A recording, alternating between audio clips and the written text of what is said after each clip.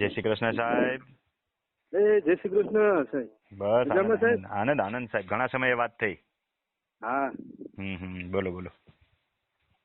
મારે એ માટે પૂછવાનું, મામાની એક જગ્યા છે ને, હમ હવે એની હે ને હમ 29/12/2010 એક જગ્યા વેચી હતી, છેલ્લી એની હતી 29/12 વેચી, દસ્તાવેજ થઈ ગયો 29/12. 29/12/2010 વેચી હમ અને 5/1/2011 જગ્યા લીધી. મરી ગયા.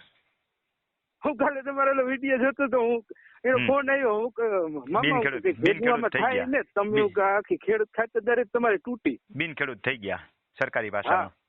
તમારે આખા કાલે મેં વિડીયો દહક જોયા. પણ એ દરમિયાન એને જો કલેક્ટર નું સર્ટિફિકેટ લીધું હોય ડેપ્યુટી કલેક્ટર્સ નું તો નથી તૂટતી. 2011 માં લગભગ નતું હતું તો પહેલેથી છે પણ કોઈ લેતા નથી, હજી આજે નથી લેતા ઘણા છે તો બધું વર્ષોથી, પણ જાગૃતિ હવે આવી, સમજ્યા?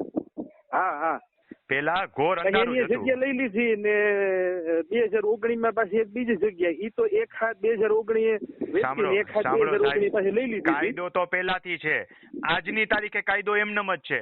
પેલા જ માણસોએ મામલતદારના સર્ટિફિકેટ ઉપર જમીન લીધી છે, તેથી તો સમજ્યા. પણ આજ 21મી સદીમાં હું ગળા ઢીડું છે ને પછી અત્યારે બી માણસો મામલતદારના સર્ટિફિકેટ લઈ અને જમીન વેચી મામલતદારના સર્ટિફિકેટ ઉપર પાછા જમીન ખરીદે છે અને મામલતદારો સર્ટિફિકેટ આપે પણ છે. આજની વાત કરું છું. મામલતદારનો ઓલો હે ઉલ્લેખ. હા, તો ઈ નો હાલે.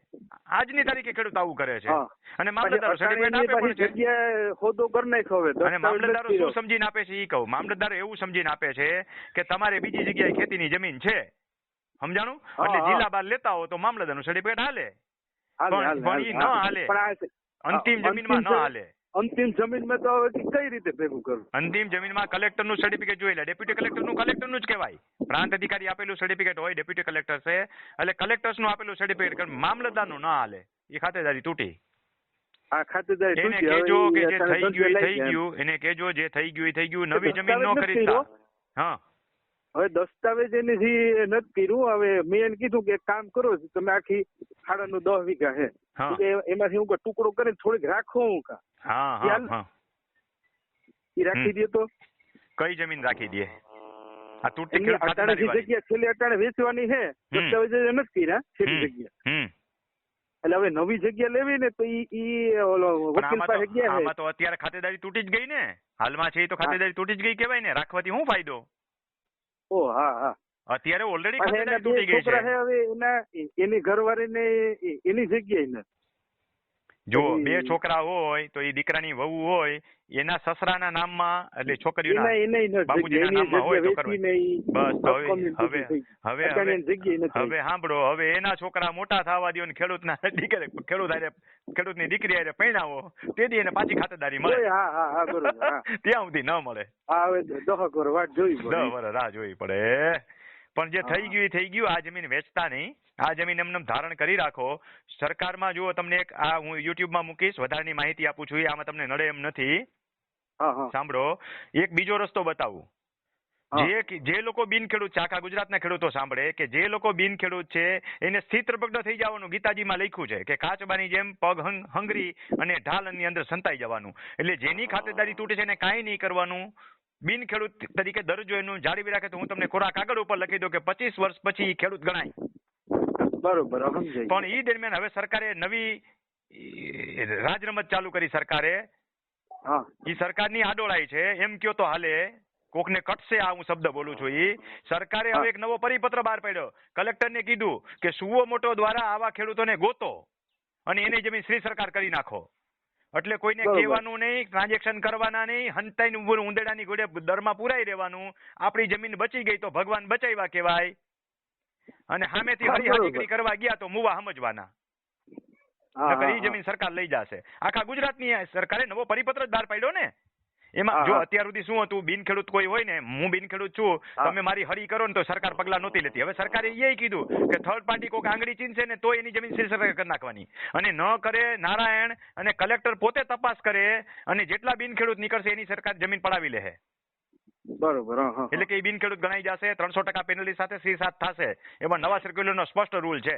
એમાં ભલે સરકારે એક જોગવાઈ રાખી કે વેચનાર કેસે પરમિશન આપે, વેચનાર થોડો પરમિશન આપે, એ કોઈ કાળે 300% વેચનાર શું કામ પૈસા ભરે?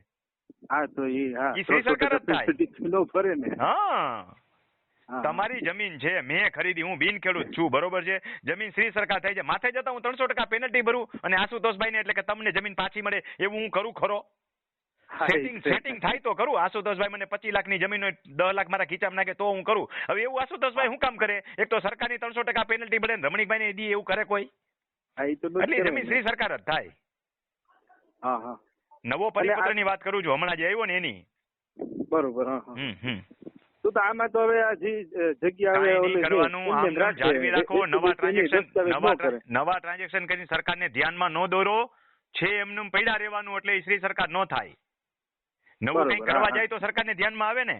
આ તો આવે કે આ તો બિન ખેડૂત થઈ ગયા. હા, નવું કઈ કર. હું તો કહું છું ભાગ પાડવા નહીં જવાના આવી જમીનમાં. જો એક એક્સ્ટ્રા વધારે હું કે કામ કરો, હું કારણે જી મેન પીએચડી છે ને, એની યારે જ હું બધું પીએચડી તો તમે થયેલા છો, મેં ક્યાં પીએચડી કર્યું છે? તમે કેવાય ને. ના, એ વાત સાચી, પણ ખરેખર સરકારે પીએચડી ની દરજ્જો તમને આપેલો છે. હા, એજ્યુકેશનમાં પીએચડી તમે થયેલા છો, મેં તો આમાં ખાલી અભ્યાસ કરેલો છે એમ કેવાય. બરોબર છે, પ્રોફેસર તરીકે તમારી પાસે પીએચડી છે એટલે તમે ડોક્ટર લખી શકો, હું ન લખી શકું.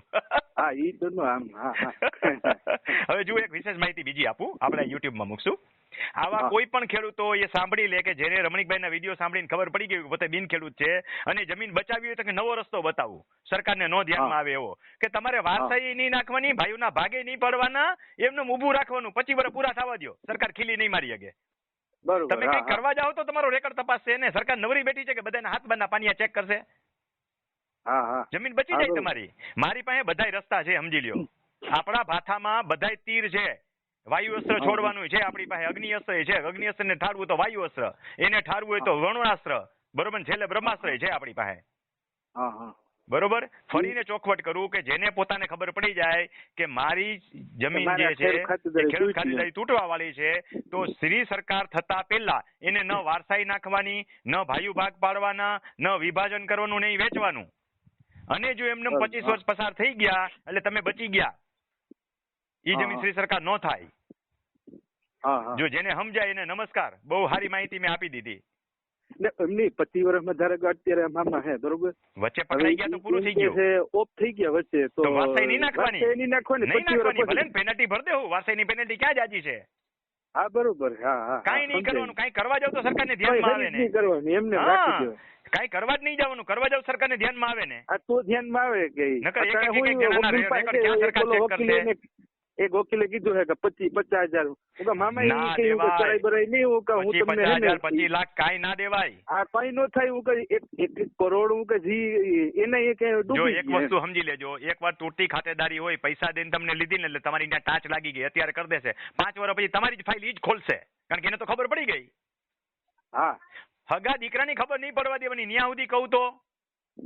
બરોબર. બરોબર, મેં માહિતી આપી એનો મતલબ એ થયો કે જમણા હાથે કરેલું કામ ડાબા હાથે ન ખબર પડવી જોઈએ. ડાબા હાથને ખબર ન પડવી જોઈએ. ભલે, હાલો. અને આપણે ઓલું હમણાં કીધી છે સેમિનાર, આ વખતનો પેક છે 16, 17, 18 તારીખમાં આવજો, આવવું હોય તો. આ વખતનો ફૂલ થઈ ગયો. આવું તો હું વિડીયો નાખું તમને. વિડીયો નાખું તમને આવતા તાલીમ કેમ્પનો. મારે હું ઓલું 13 તારીખે નહીં, આ વખતે બધું પેક છે સાહેબ, કેટલા દિવસથી પેક થઈ ગયું છે. નવો વિડીયો નાખું તમને. હા. હા.